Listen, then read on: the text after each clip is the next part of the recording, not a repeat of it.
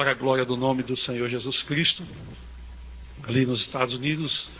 Em primeiro lugar, eu queria agradecer as orações dos irmãos em nosso favor. Nós vivemos numa região onde passam muitos furacões. Todos os anos passa furacão naquela região. Há alguns anos eles passam perto da gente, desviam para o mar.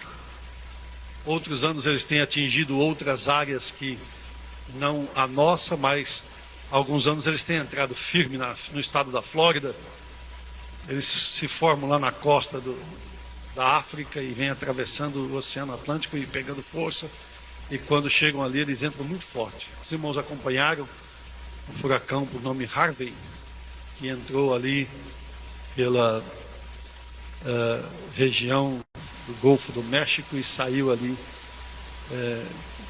arrasando ali a região do estado do Texas, especialmente a cidade de Houston.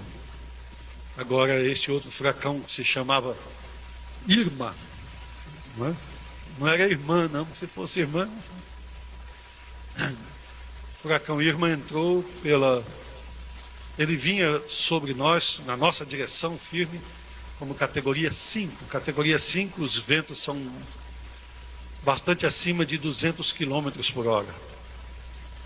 Dentro de 200 km por hora é uma brisazinha forte, viu? Leva até o chapéu. Mas os irmãos oraram por nós e Deus teve misericórdia de nós e nos guardou.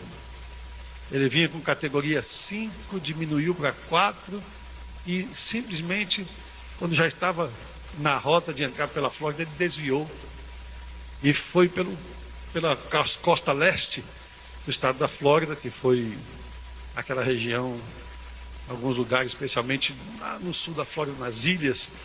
O governo mandou que evacuassem, que as pessoas saíssem. E a região de Fort Myers, onde nós temos também uma congregação e um lindo templo, foi bastante atingida aquela região. O nosso templo teve alguns estragos que o furacão fez, bastante estragos, mas Deus, com certeza, é aquele, a Bíblia diz, Jó disse que ele faz as chagas e as suas mãos curam, né? O furacão não é contra nós, o furacão é um agente de Deus, e se é Deus que está mandando o furacão, ele está do nosso lado, amém? Então Deus nos guarda nele. E se Deus não quiser nos guardar, se houver alguma destruição, aquele que deu, ele dá de novo, tudo é dele. E se ele quiser nos levar, nós temos que estar prontos, não é verdade? Para subir com Jesus, glória a Deus. É isso que nós pregamos e é isso que nós vivemos. E eu quero agradecer as orações dos irmãos, porque realmente o Senhor Deus teve misericórdia de nós e nos guardou. Nós continuamos pregando o Evangelho de Jesus, como nós temos aprendido aqui na nossa casa, em toda a nossa vida, e Jesus está salvando os pecadores. Se Deus permitir, no mês de novembro, vamos realizar o nosso 3º batismo ali nos Estados Unidos. Nós combinamos que no mês de março, mês de julho e mês de novembro, nós fazemos o batismo, e fazemos o batismo em todas as regiões dos Estados Unidos, não só na Flórida, mas nas outras regiões onde Deus também implantou uma igreja ali do Ministério do Belém, nas nossas congregações. Nós também estamos ali servindo ao Senhor nosso Deus em nome de Jesus. No mês de setembro, nós estamos ainda em setembro, né? Neste mês de setembro, no começo do mês, nos dias que o furacão estava passando, 2 semanas atrás, nós estávamos fazendo também a inauguração. Eu não estava presente porque fiquei na Flórida por causa do furacão. Nós estávamos fazendo a inauguração de um novo local da nossa igreja missionária, nossa congregação, lá em Londres, na Inglaterra. Uma linda casa, o pastor Francis fez uma reforma primorosa e a casa ficou realmente muito bonita. No mês de outubro, se Deus permitir, daqui a 2 semanas, nós estaremos na Alemanha, na cidade de Hamburgo, realizando mais uma escola bíblica de obreiros da nossa convenção nos Estados Unidos, que inclui as igrejas, as congregações do Ministério do Belém na Europa. e estaremos ali fazendo em Wittenberg, visitando a igreja onde Lutero, este ano nós celebramos os 500 anos da Reforma Protestante, né? E estaremos ali onde Lutero escreveu as 95 teses à igreja, onde ele colocou as 95 teses na porta da igreja. Estaremos na cidade onde ele morou, onde ele ficou escondido, na torre onde ele fez a tradução do Novo Testamento para o alemão, né? Quem conhece o idioma alemão, eu acho que vai considerar que era melhor ele ter deixado no latim mesmo, que ia ser mais fácil, né? Ele traduziu ali o Novo Testamento para o alemão. Nós vamos estar ali, se Deus nos permitir, em nome de Jesus, realizando mais um ELAD, um encontro de líderes das Assembleias de Deus, com uma escola bíblica para os nossos obreiros e as nossas congregações que estão lá na Europa, em nome de Jesus. Também estamos trabalhando na África e também trabalhando lá na Oceania. Estamos servindo ao Senhor lá na Austrália, né? Nós, na África, estamos trabalhando para construir uma escola, num terreno onde os irmãos já nos ajudaram. Nós cercamos um terreno muito grande e tem ali um trabalho muito bonito. No Haiti também estamos servindo ao Senhor nosso Deus, com 2 igrejas. Uma delas foi totalmente destruída pelo furacão que passou no ano passado. Cidade por nome Jeremias, se o irmão se lembra, é uma cidade onde o furacão passou e deixou totalmente destruída. Ficou só a base da igreja e o púlpito ficou de pé. A palavra não cai, né? Fica de pé. O púlpito ficou de pé. As paredes, o telhado, tudo foi embora.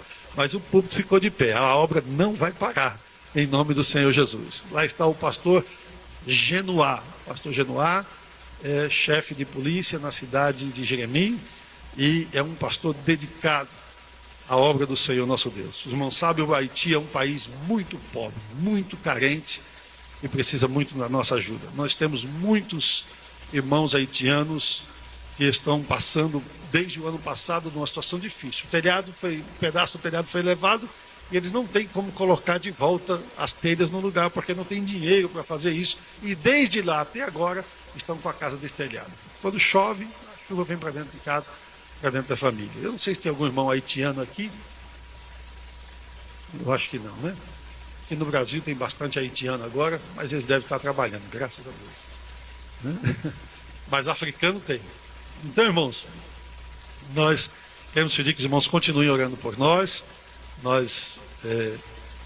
Os nossos filhos pediram que nós ficássemos lá na Flórida segunda-feira, porque foi o meu aniversário, e os nossos filhos pediram que nós ficássemos junto com a família.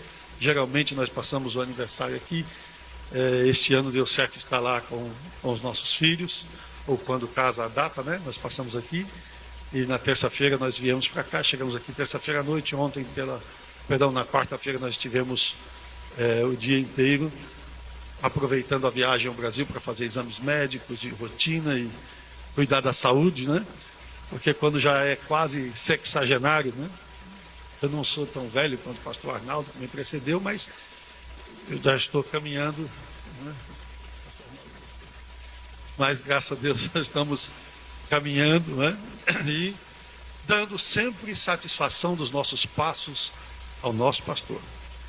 Nós lá nos Estados Unidos estamos em outro país, outra cultura, e em muitos lugares outro costume. O povo na igreja já começa a ter uma cultura diferente, porque já estou há 21 anos nos Estados Unidos.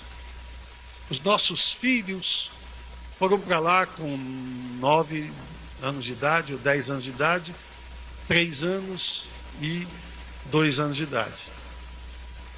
E assim como a nossa família, muitas outras famílias têm os filhos que cresceram nos Estados Unidos, conhecem bem a nossa cultura, falam bem o nosso idioma, mas a cabecinha deles é diferente. Eles pensam diferente de nós. A cultura deles já é uma cultura americanizada, né?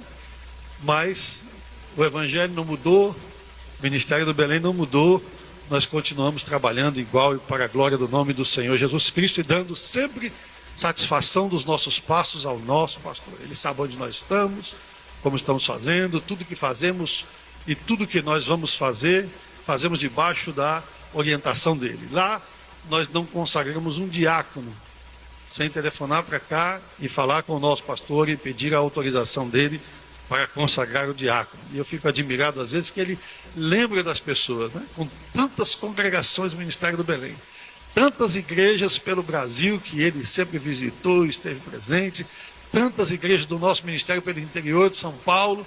Ele lembra de um irmão, aquele, eu sei quem é, aquele assim, assim, assim, e eu fico admirado, como é que ele sabe, um irmão que congrega na igreja, nós vamos consagrar para o diaconato, e ele sabe quem é, e sempre nos autoriza. Glória a Deus por isso. Vamos à palavra de Deus. Eu fico feliz, mais uma vez, de estar aqui com os meus irmãos, pastor Wellington Júnior, que acabou de chegar, e os nossos irmãos que estão aqui, está sempre em família, é uma alegria para o nosso coração. Abra sua Bíblia comigo, por favor, no primeiro livro de Samuel, capítulo de número 17, o versículo de número 43, para uma breve meditação. Eu gostaria muito de que eu só fosse pregar depois do pastor Arnaldo, depois de um ano que ele pregou. Pregar depois dele é muito difícil, né?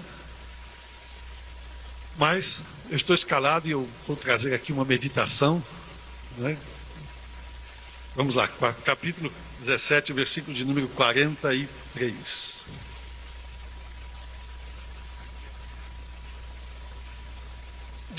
Estamos juntos, amém? Disse, pois, o filisteu a Davi: sou eu algum cão para tu vires a mim com paus? E o filisteu amaldiçoou a Davi pelos seus deuses. Amém. Meus irmãos, eu, há algumas semanas atrás, estava, na verdade, na igreja, ouvindo uma palavra de Deus, e esta palavra veio no meu coração. E na hora que essa palavra veio no meu coração, eu entendi, o Espírito de Deus estava me falando que eu deveria trazer esta palavra para compartilhar com os irmãos aqui, na escola bíblica, se houvesse oportunidade. Os irmãos conhecem muito bem essa passagem, a história de Davi, quando foi enfrentar o gigante Golias, né? A Bíblia diz que Golias estava desafiando o povo de Deus, os exércitos estavam postos, um em cada lado do Vale do Carvalho, né? Exército de um lado, exército do outro, e de repente se levanta esse homem com mais de 3 metros de altura, desafiando uma pessoa. Diz: os nossos exércitos não precisam se degladiar, não precisam se matar aí uns aos outros. Vocês tragam um homem que possa lutar comigo, e o que ganhar, ganhou, né? Se ele puder me vencer, nós vamos servir vocês. Se não, vocês vão nos servir. Interessante, irmãos, é que nós temos esse tipo de desafio todos os dias. De alguma maneira, de um jeito ou de outro, o diabo está sempre nos desafiando. Os exércitos de Deus, a igreja do Senhor Jesus Cristo. Sempre desafiando a igreja, sempre chamando a igreja para o vale, chamando a igreja para lutar com ela num lugar onde ele acha que ele tem mais vantagens, né? E é claro, não havia ninguém, havia um desespero, havia um espanto. A Bíblia diz que o exército de Israel estava com medo. Os guerreiros estavam medrosos, atemorizados, com medo de lutar com aquele gigante. Todo mundo estava preocupado de lutar com aquele gigante. Davizinho tomando conta das ovelhas, o pai chama, fala: olha, leva lá comida para os seus irmãos na batalha. Vai lá e fala para mim como é que está a situação, volta e me dá notícia de como é que está a situação lá. Parece que o comandante era mineiro, ele disse: leva um queijinho para o comandante, porque ele gosta de queijo. Se ele fosse cearense, gostava de tapioca e de cuscuz. Pronto. Chegou o nosso pastor. E ele, irmãos, chegou lá na batalha e viu a situação. e viu o que estava acontecendo naquele lugar. Quando ele chega lá, a primeira coisa que acontece, irmãos, é que ele pergunta: o que está acontecendo aqui? Quem é esse camarada? Ele viu o gigante desafiando. Ele disse: quem é esse camarada aí? Quem é esse homem que está querendo desafiar todo mundo? Né? Por que ele está desafiando todo mundo? Quem é esse sujeito aí e tal? E o que é que vão dar para a pessoa que enfrentá-lo? Né? O que é que vão fazer pela pessoa que vai enfrentar esse homem aí? Aí o irmão dele disse para ele assim: o que é que você veio fazer aqui, rapaz? Né? O que foi que você veio fazer aqui? Com quem foi que você deixou as ovelhas que estão lá, aquelas poucas ovelhas lá? Com quem foi que você deixou? Não é? Eu conheço a presunção do seu coração. Né? É sempre assim, irmãos, quando você está diante de um lugar que você precisa tomar uma decisão que vai mudar as coisas, você é desafiado. O Senhor Jesus Cristo disse: o profeta não tem honra senão na sua terra, no meio da sua própria família.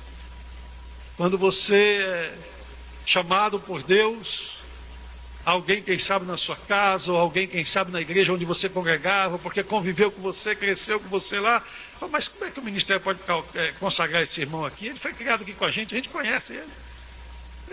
Esse camarada aí não tem jeito de pastor, não.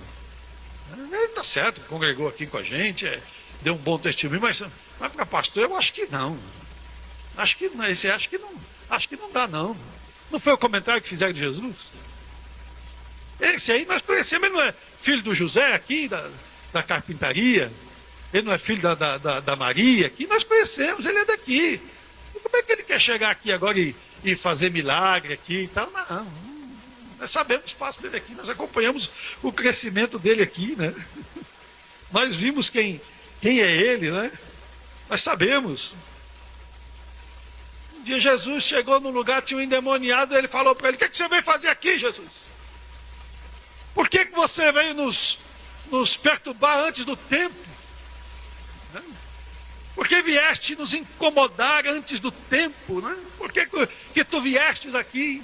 Olha, um dia uma irmã ligou para mim de dia e falou: pastor, essa madrugada Deus me deu uma revelação.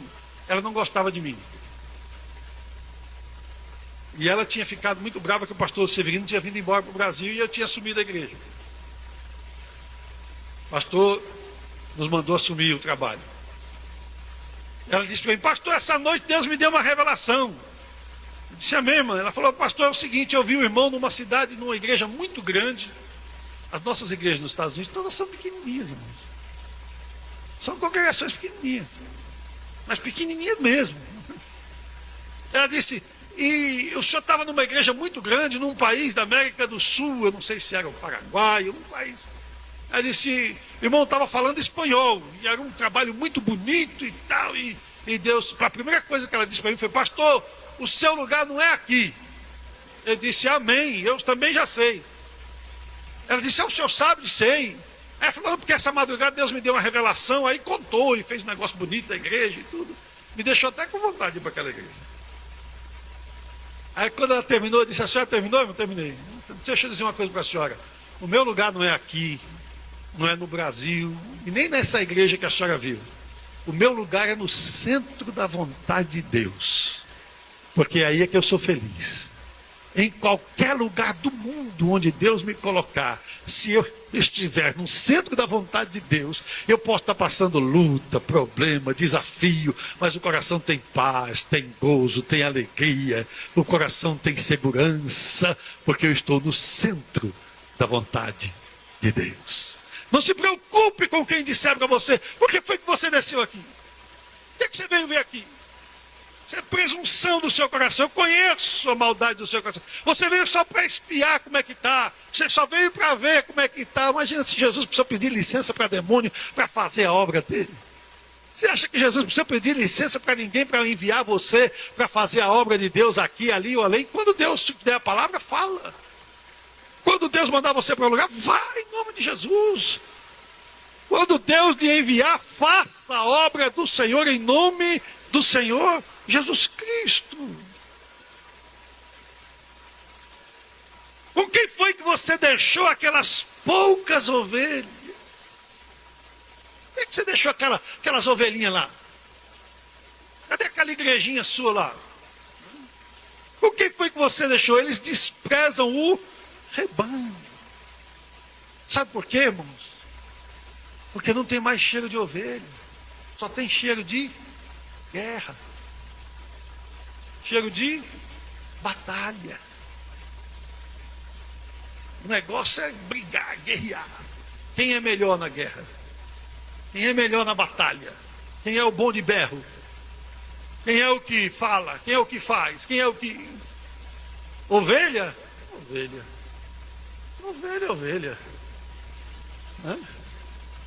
Tinha um general que se queixava, foi presidente da República, ele disse que ele falava com as pessoas que vinham conversar com ele, e as pessoas, precisamos fazer isso, e aquilo, e ele fala, mas e o Brasil? Ele fala, Brasil, presidente. Olha o Brasil, você não está preocupado com o Brasil? Tem gente que não se preocupa mais com ovelha, irmão. Não tem mais cheiro de ovelha. Só tem cheiro de executivo. Cheiro de doutor.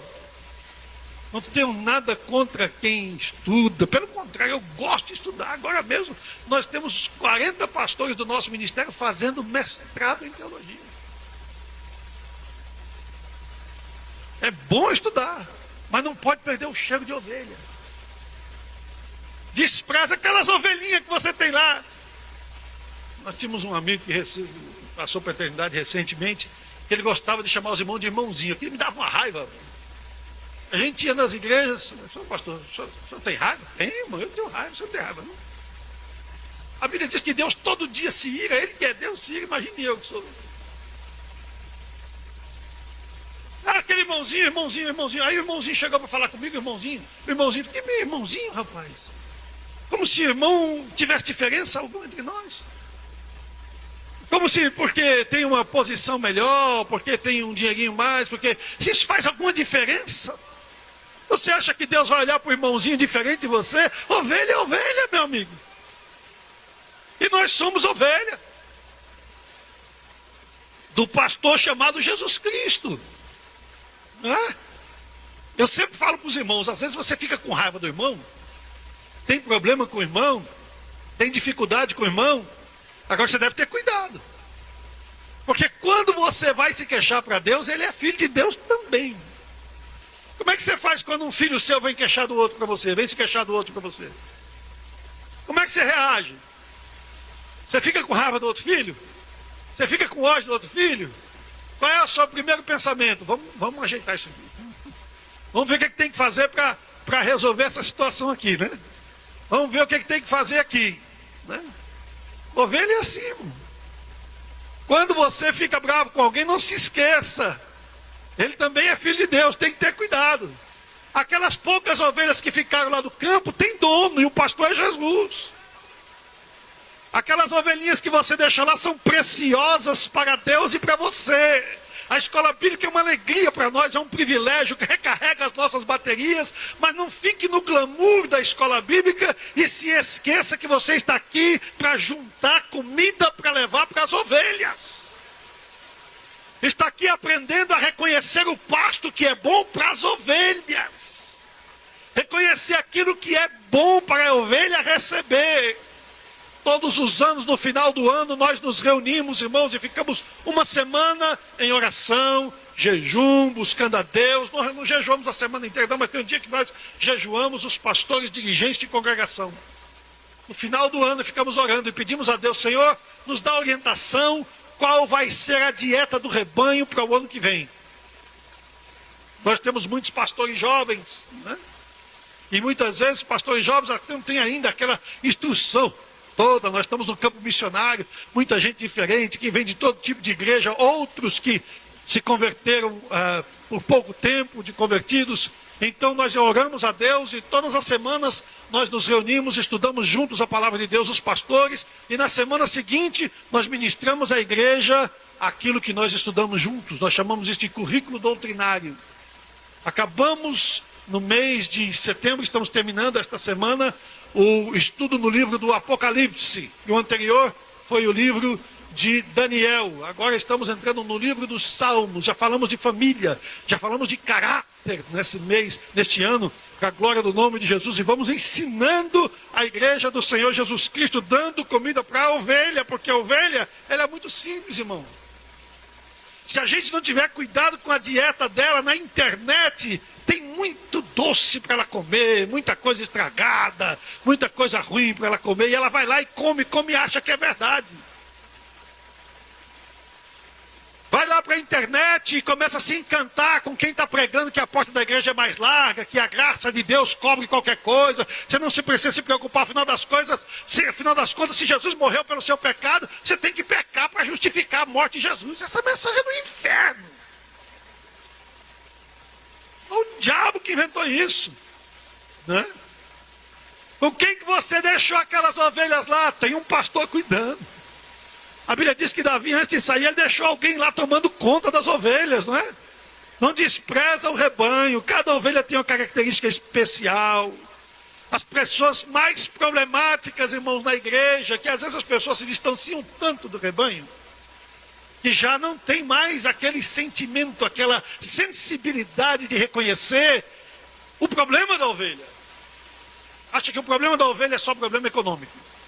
O problema da ovelha é só quando ela está desempregada. O problema da ovelha é só quando tem briga na família, quando o casal quer se divorciar.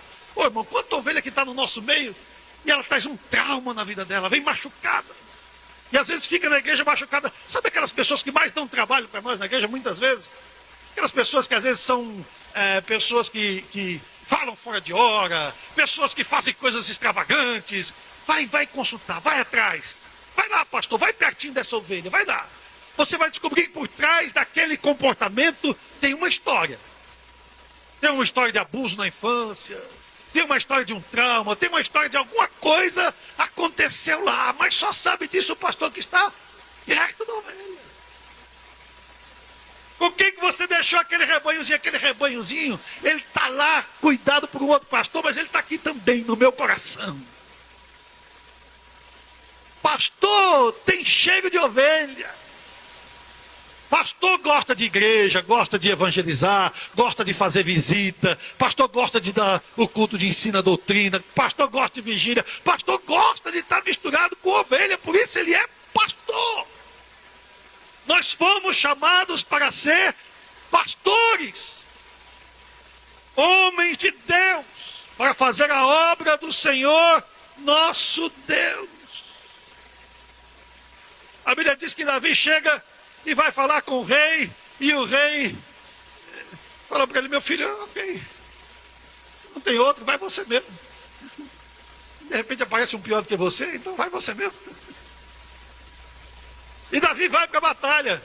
Aí colocam o capacete do Saul, a armadura do Saul no Davi, para ele sair com a batalha. Eu falei: isso aqui não funciona, meu irmão. Não consigo nem andar.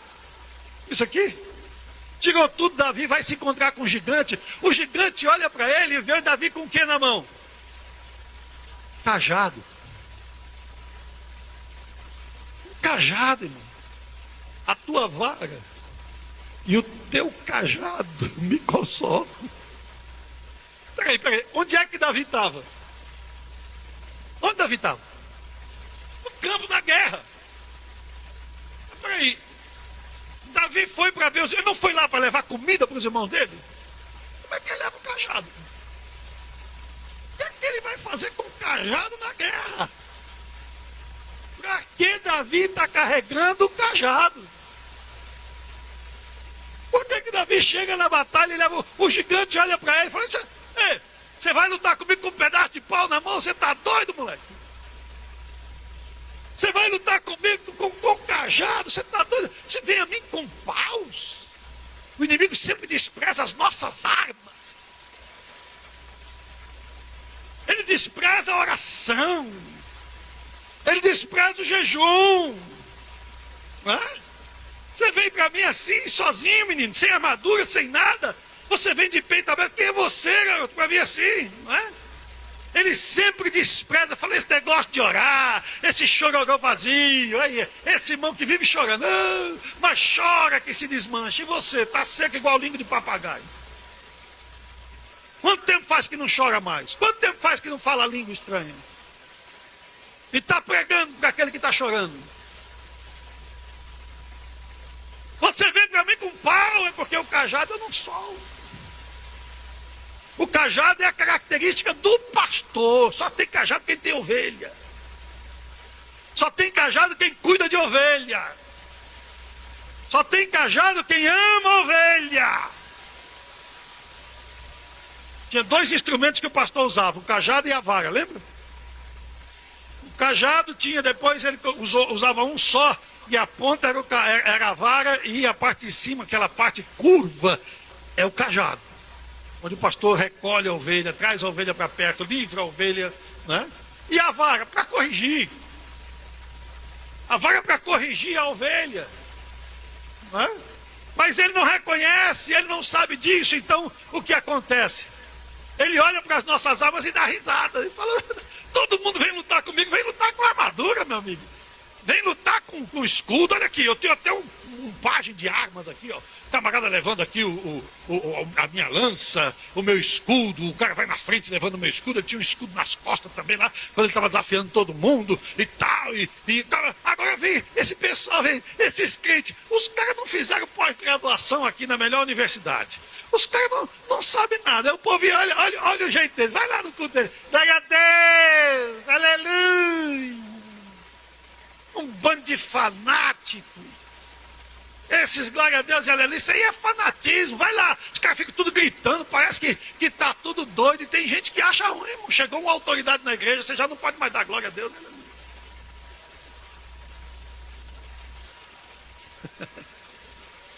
Olha o cajado.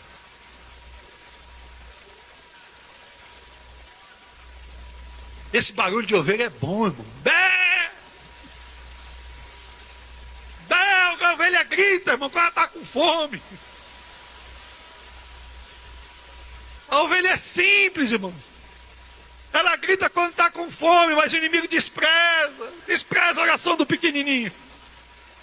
Despreza a oração do irmãozinho, que ele chama de irmãozinho, né? É isso aí, não. Isso não dá em nada, aí Deus muda. Deus abre porta onde não tem porta, Deus cura câncer, Deus muda a caneta do juiz. Deus faz maravilhas, traz a família de volta, liberta o filho da droga. Oração. Oração. O pastor pregou ontem aqui sobre a oração. A necessidade que nós temos de ficar aí. Oração, o pastor Ronaldo pregou. Né? Oração, mas ele despreza a nossa mãe. Isso aí não funciona, irmão. Funciona, irmão. Oração é o que funciona. Se tem alguma coisa que funciona, é oração. Se a oração não funcionar, você pode fazer todo o resto, mas não funciona. Agora eu vou dizer uma coisa para você. Não tem coisa alguma que não seja resolvido senão com jejum e oração. Se você começar a orar e jejuar, pronto, é resolvido o problema. Não tem problema que resista a jejum e oração. Não tem luta que resista quando o pastor está orando e jejuando. É característica do pastor, é característica de quem tem o cajado. Davizinho estava carregando o cajado na mão, buscando. Mas você vai para lá, o que você vai fazer com esse cajado? No meio da batalha. Irmãos, o Salmo 23, versículo 4, ele fala, a tua vara e o teu cajado me consolam. A vara, no hebraico, é shebet, e significa ramo, taco. O dicionário traz uma expressão, porrete, clava. A vara é para correção, é para corrigir, é um instrumento de bater, de golpear, de reunir, de juntar. Lá em Êxodo capítulo 4, versículo 2, o Senhor aparece a Moisés, e Moisés tinha o que na mão? Uma vara. O que ele estava fazendo lá? Estava tomando conta do quê? Do rebanho de Jetro, seu sogro. né? Ele estava cuidando do rebanho. Se fosse da sogra, eu não sei se ele iria, mas o do sogro ele estava cuidando.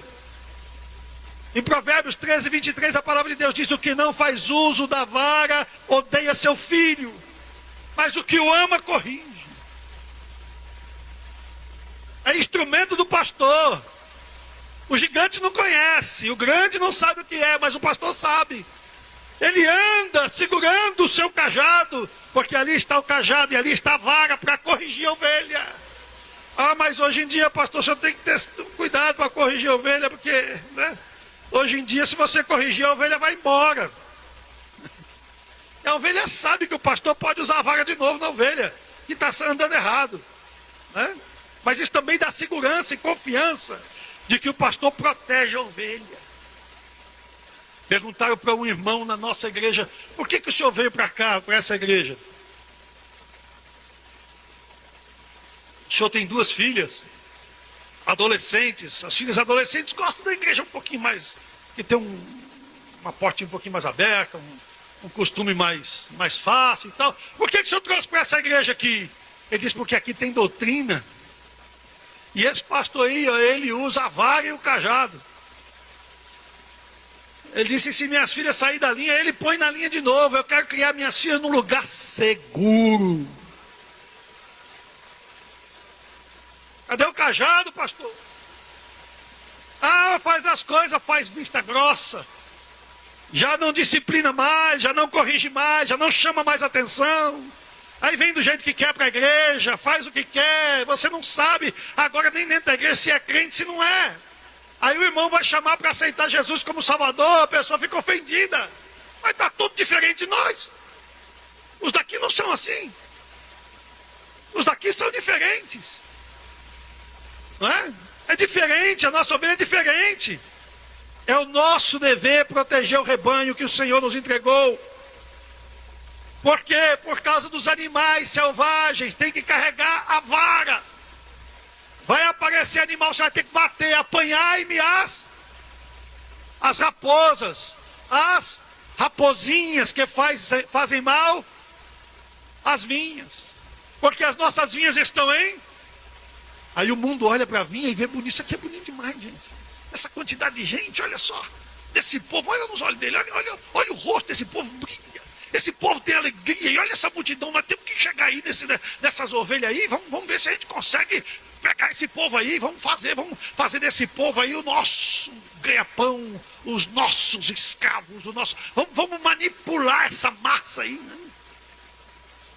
Conta-se que tinha um lobão e o lobinho em cima da montanha.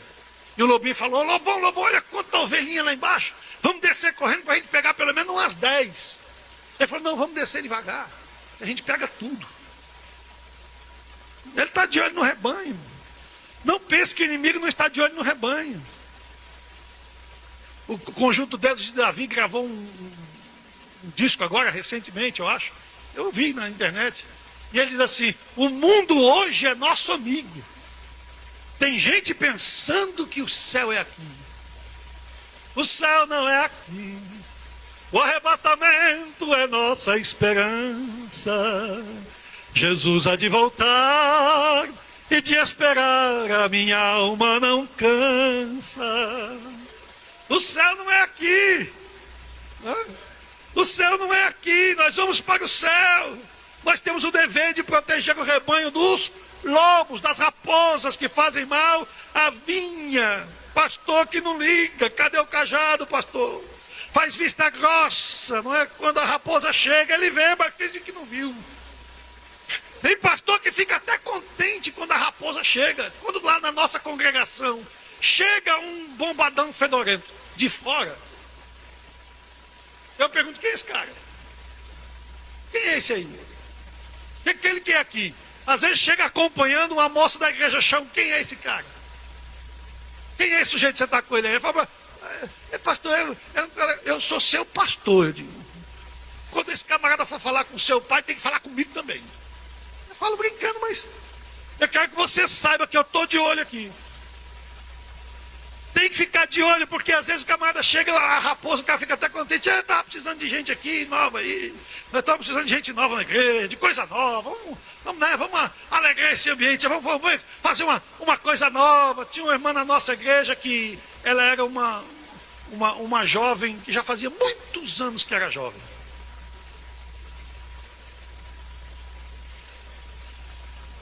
E apareceu um português que queria casar com ela. Falei, manda esse português falar comigo. Pastor, eu sou uma mulher de não sei quantos... Não falou quantos anos que ela tinha, mas eu imagino que ela deve ter por aí. Pastor, te manda ele falar comigo. Eu quero saber quem é esse sujeito que quer casar com você. Eu conheço, você toma ceia aqui, eu dou o pão para você, eu acompanho a sua vida, sei onde você mora, onde você trabalha. Esse eu não sei quem é. Pastor, ele é crente, eu quero ver a cara dele, quero falar com ele, quero ver se ele tem cheiro de ovelha. Porque se não tiver, vaga dele. Vai embora daqui, vagabundo. Aqui não. Pastor tem que ser o quê? Pastor, irmão. Tem pastor que ele mesmo traz a raposa para dentro do rebanho. Ele mesmo começa com coisa errada. Como tudo que ele vê de novidade, ele traz para dentro da igreja. Tudo que é de comida diferente, ele traz para dentro da igreja. Ouviu uma coisa lá, ouviu o galo cantar, o miserável não sabe nem onde foi que ele cantou, traz para dentro da igreja. É porque ouviu um negócio que é assim, que não se começa a ensinar aquilo que está tudo errado. Fica no arroz e feijão que a gente aprendeu a comer. Isso aqui não vai matar a ovelha de dor de barriga. Isso aqui não vai dar congestão na ovelha. Não vai levar bactéria. Dá o arroz com feijão. Mas é arroz com feijão com o nosso tempero, com o nosso gosto, com o nosso sabor, com o sabor de lágrima, de oração, de jejum, do nosso gosto, a nossa unção, do nosso jeito, em nome do Senhor Jesus. Não, ele mesmo começa. E traz o cantor não sei da onde, traz o pregador não sei da onde, traz os itinerantes.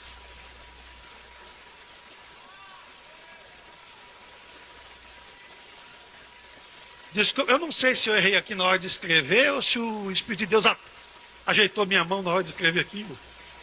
O itinerante.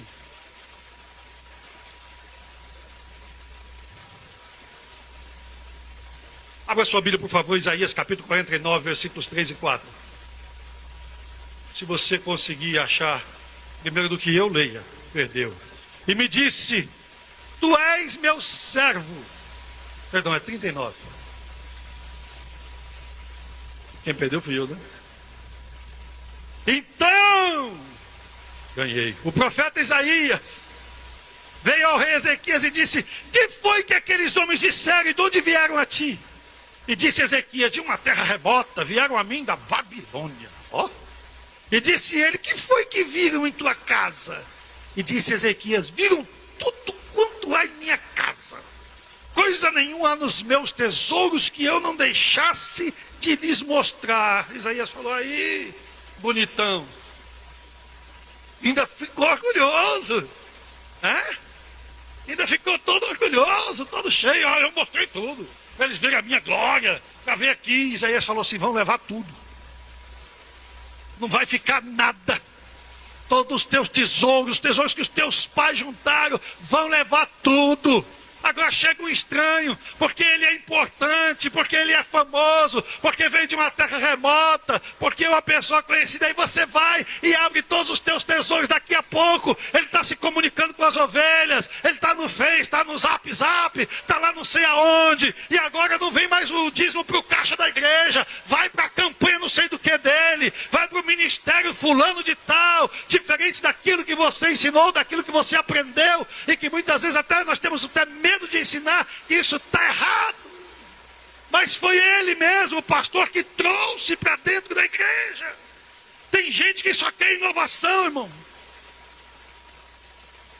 Não, agora a moda é pastor não usar gravata. Aí vai no culto de ensino, ele não vai mais de gravata. Se você não for barbudinho lá na associação de pastores, você vai se sentir mal. Hã? Barbudinho, tem uns que são barbudão. Hã? Parece pato chiqueiro lá. Não, como é que é? O pastor é o exemplo do rebanho. Se o pastor vem mal vestido para a igreja, o rebanho vem pior. Eu não vou para a igreja como maloqueiro, eu vou me apresentar a Deus de qualquer jeito. quando eu vou para a presença de Deus, eu procuro vestir a melhor roupa que eu tenho. O melhor sapato que eu tenho. De qualquer jeito eu vou para o banheiro. Para a presença de Deus eu vou nos trinques, é o meu Senhor. Como é que o sumo sacerdote se apresentava diante de Deus? Como é que os sacerdotes andavam? Eles se vestiam de qualquer jeito? Não, Senhor. Mas o pastor é exemplo do rebanho. Se ele se veste inapropriadamente, o rebanho pior. Aí acham que nós somos legalistas por causa dos costumes. Irmão, eu vou dizer para você o que eu acho de costume. Eu sofri bastante com esse problema de costume, porque eu lidei com os jovens da nossa igreja a vida toda. Como eu ainda sou jovem. Aí é isso mesmo. Ontem, revelação de Deus. Eu orei tanto, Jesus, porque às vezes os jovens chegavam para nós aqui e falavam assim: o pastor prega e fala e ensina que a gente não deve fazer isso, não deve fazer isso, não deve fazer isso, não deve fazer isso. Mas por que tem essas outras igrejas pentecostais que começaram a surgir, né, os pentecostais, que o pessoal faz isso, e faz isso, e faz isso, e lá eles são batizados com o Espírito Santo, eles falam língua estranha? Eu não sabia o que responder. A única coisa que eu falava: você acha que isso está certo? Eu acho que não tem problema. Então vai para lá. Você está fazendo o que aqui? Mas você está mostrando a porta da rua para a pessoa? Não, mas se ela está se sentindo melhor lá, por que está fazendo o que? Vai estragar aqui o negócio. Um pouco de fermento leveda toda a massa. E um dia eu estava viajando para Corumbá. Uma pessoa que estava fazendo um congresso de jovens lá, que é meu amigo, e ninguém tem nada a ver com isso. E o avião pifou no meio do caminho. E pousou em Cuiabá, e eu fiquei fechado numa sala lá, e o Espírito de Deus começou a falar no meu coração. Eu não estava orando sobre isso, não estava pensando nisso, mas Deus começou a falar comigo. E ele me levou a palavra de Deus. Eu vou dizer isso rapidamente, que eu tenho 1 minuto e meio para... E o Espírito de Deus falou no meu coração e me disse: olha, vai lá para Elias. Olha Elias. Elias era um profeta de Deus. No tempo dele tinha uma escola de profetas. No tempo dele tinha um monte de profetas sendo formado. Mas ele se vestia diferente deles. Ele comia diferente deles. Ele andava diferente deles. Quem foi que falou? Ah, foi um homem lá, um profeta. Como é que é o jeito dele? Não, ele anda vestido com cor de animal assim. Então o que ele falou? Que o senhor vai morrer, então pode preparar o caixão.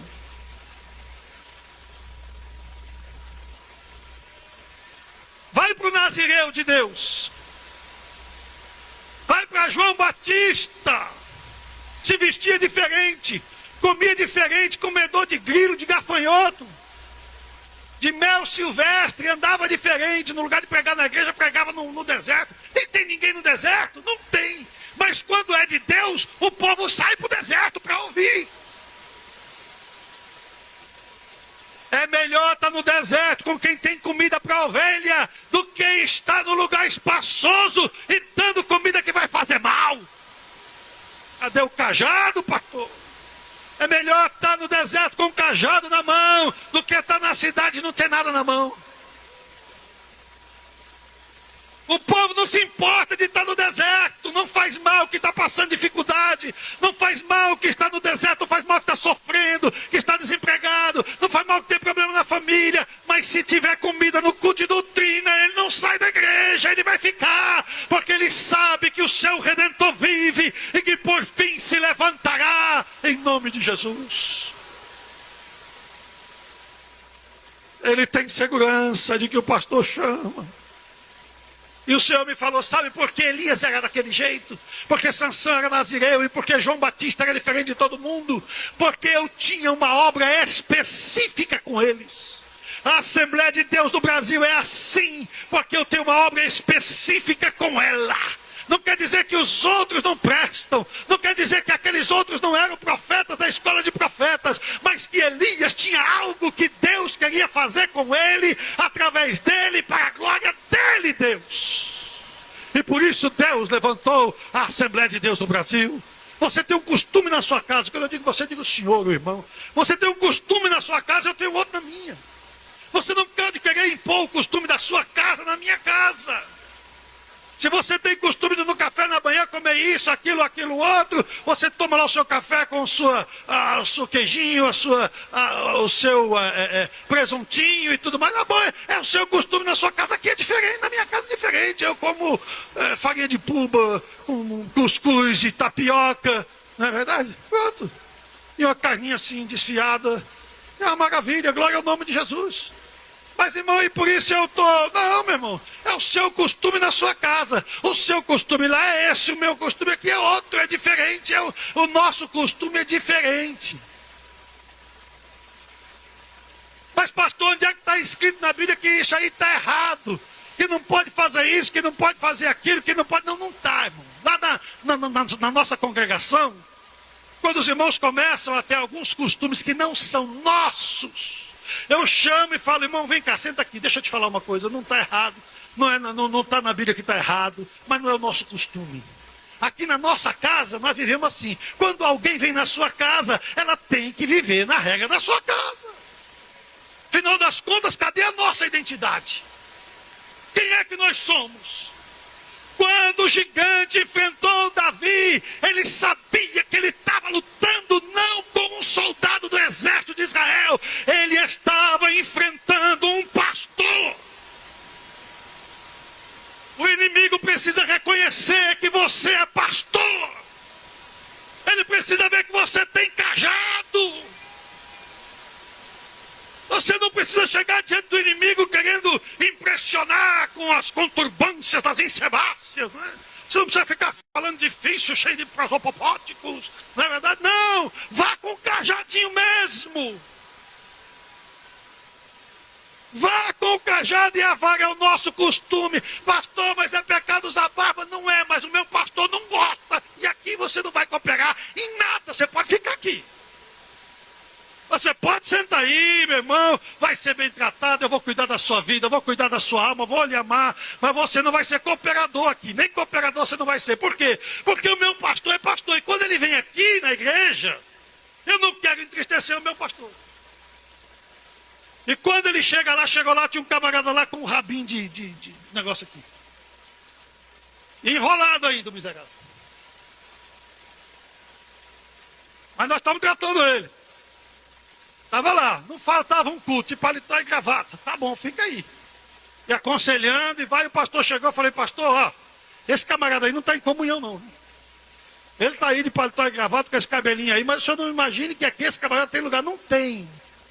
Não tem. A palavra de Deus diz que é para nós nos apartarmos de todo aquele que andar desordenadamente, não segundo as tradições que de nós receberam. Tradição é um costume que se estende por muito tempo. É costume muda, pode mudar. Se amanhã mudar e o meu pastor assinar, vamos embora. Não tem problema, porque é costume, não é doutrina. Doutrina não se muda. Doutrina é base, doutrina é fundamento, doutrina é alicerce. Se você mudar, vai derrubar a casa.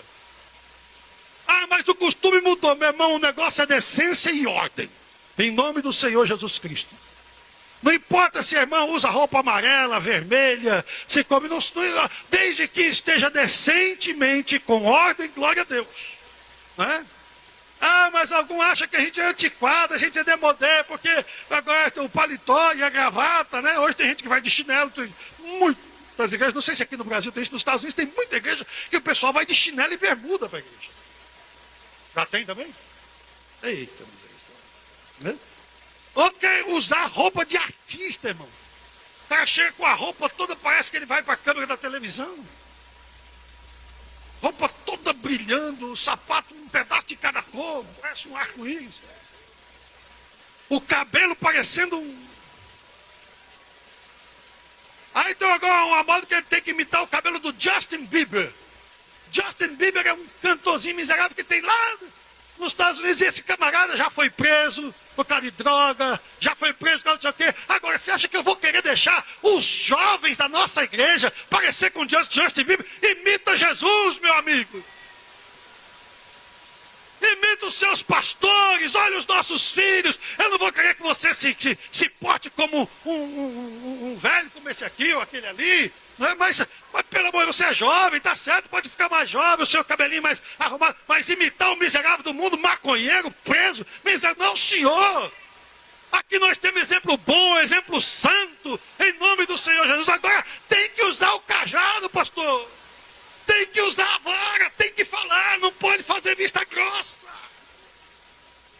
Eu paro, pastor. Deixa o cajado por outra vez. Estou falando só da vara, né?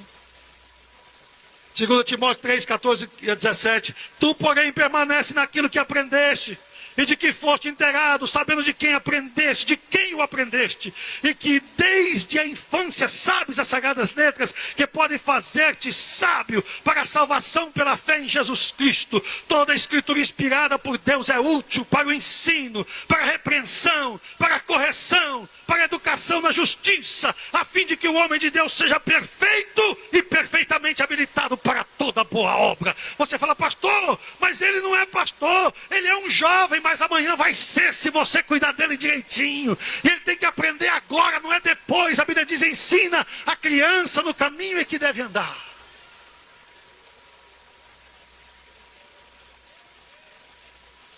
Qualquer lugar que você chegar, leve o cajado. O cajado é o instrumento do pastor. É o cajado que dá sinal da sua chamada. Você não tem que estar pronto para responder sobre filosofia. Você tem que estar pronto para responder da palavra de Deus.